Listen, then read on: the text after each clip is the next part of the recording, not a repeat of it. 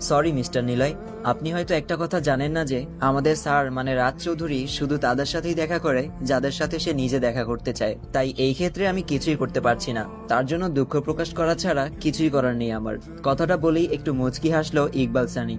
নিলয় চেয়ারে হেলান দিয়ে থাকা অবস্থায় স্থির হয়ে চেয়ে রইল ইকবাল সানির দিকে। ভালোই বুঝতে পারছে যে কথা বাড়িয়ে লাভ নেই। এই রাজ চৌধুরী নামক ব্যক্তিটার কাছে পৌঁছানোটা যতটা সহজ ভেবেছিল, বিষয়টা এতটাও সহজ না।